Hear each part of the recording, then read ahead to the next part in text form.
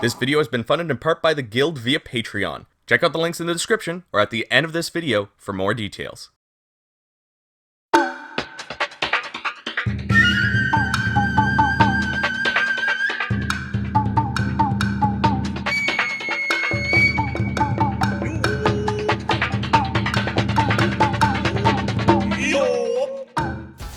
My name is Gildart, and welcome to a new show called The Import Report, a review show where we take a look at the Japanese exclusives that we never got and judges them based on gameplay and looks alone mostly, whether or not it is worth your money to import. Now, I don't understand a lick of Japanese, but I can get pretty salty when we don't get a game over here in the West, so I like to import all of those if I can. For 2021's Musou May, I did a fan mail video where James Gorey sent in a bunch of soundtracks and a couple of games, and one of those games was Samurai Warriors 2 HD for PS3, which we never got. I wanted to cover this game for a while now, but I didn't really feel comfortable doing a full review of a Japanese exclusive game, so welcome to the Import Report. Samurai Warriors 2 is one of my favorite games. I still go back to it on 360 even after unlocking all of the achievements for it. So the real question, will this HD version give me a reason to restart Samurai Warriors 2 with Extreme Legends, and will it make me want to replay Samurai Warriors 2 Empires, seeing how I didn't really enjoy that Empires entry? And the other thing, of course, that I will decide is whether or not this is worth your money to import Sengoku Musou 2 with Moushouden and Empires HD version. First off, something that makes this really enticing to import is that the PS3 is not region locked. So if you already have a PS3 console, all you have to worry about is just grabbing a copy of the game. Looking at the prices on eBay, you can expect to pay around $40 for the game before shipping. So it's likely that you'll be paying $50 to $60 for this experience. All things considered though, that's not too bad. If you'd rather play this in English, you're looking at around $15 for the base game of Samurai Warriors 2 on 360 or $40 on PS2 for some reason. Then if you're on PS2, you'll need to find a copy of Samurai Warriors 2 Extreme Legends, or if you're on 360, you'll need to download the DLC. Either way, you're looking at an additional $30 for that. If you also want Empires, that's another $20 to $30 as well. So depending on what console you're going to go for and how good of a deal you find, you could be looking at anywhere from $65 to $100 just to play this in English. But if you're watching this right now, I think I can make the assumption that you've already played at least one version of Samurai Warriors 2 in English, whether it's the base game, the Extreme Legends expansion, or Empires on either PS2 or 360. So you're probably watching this to find out if the HD version is any better or worth it enough to import at that $60 price tag. Let's start things off with the looks. Seeing how this is an HD version, for the longest time I thought this was just a PS3 port of what we already got on the Xbox 360. I don't know who originally told me that, but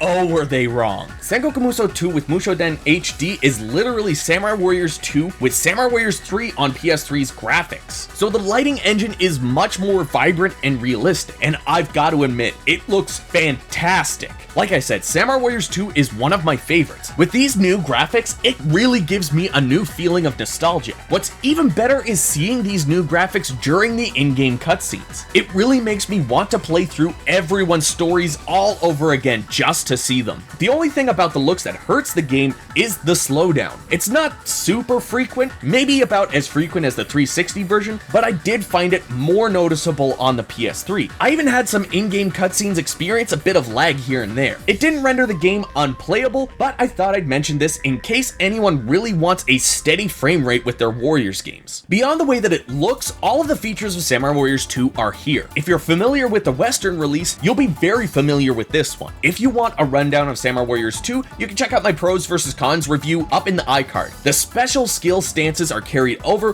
which is probably the only thing that I thought they might not carry over from Samurai Warriors 3. Unfortunately, one of the things that I would have hoped to be brought over from Samurai Warriors 3 is the ability to call your horse from anywhere on the map. Now, only the characters that have that special skill can do that, but then again, that was in the original release anyways, so that's not too bad. The main thing that's brought over from Samurai Warriors 3 besides graphics is the enemy mob AI. It's quite noticeable when you kill their leader and they all start to retreat. This does make getting the 1000 KO badge in Empires a little bit more difficult, not impossible, but a little bit more annoying than before. One thing that will definitely deter you with this is the language barrier. As you play any Samurai Warriors game, you'll receive missions that provide you with bonuses at the end of the stage. Unless you have a guide up or you know these missions off the top of your head, you may struggle with some of these stages more than others. You also can't tell when an officer is saying that they need help. This has has led me to ignore my leader when 5 enemy officers are swarming on him. This does make survival mode and Sugoroku a little harder to play because you can't read the instructions. I didn't have too many issues playing through the story though, so again, if you already experienced the game, you should be alright. So the base game with Extreme Legends is all here as you might remember it, just with a new coat of paint. But how is the Empires release? Well, here is where you're going to see the most difference. Not only do we get the graphical boost and AI from Samurai Warriors 3's engine, but we also have custom character models from the third game to work with. I know I originally said that I didn't really enjoy this Empires entry, but this gives me more reason to play Samurai Warriors 2 Empires just to play as these character models in this game. It's kind of cool, to be honest. I probably won't try to unlock literally everything if I don't have to for the trophies, but these new models and these new graphics really make me want to come back and play this entry a little bit more. Though I will say that they had every opportunity to add all of the Extreme Legends content into Empires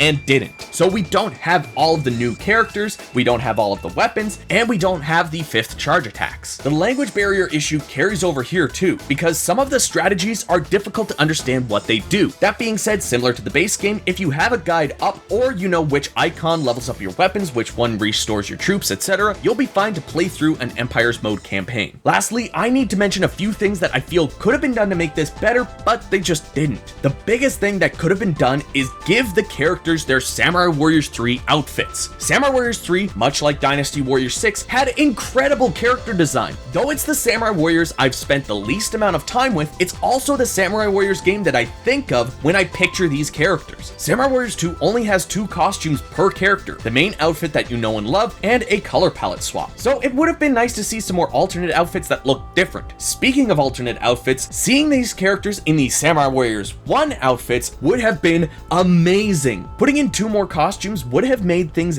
that much cooler to come back to, especially if we could see these outfits during the in-game cutscenes. Finally, in Samurai Warriors 2 Empires, when you're making your own character, you still only have a smaller list of weapons than the full roster. It would have been nice to see them expand this for the HD release, seeing as how they added new character models. I don't understand why they added these new models, but still keep us from giving our custom characters certain weapons.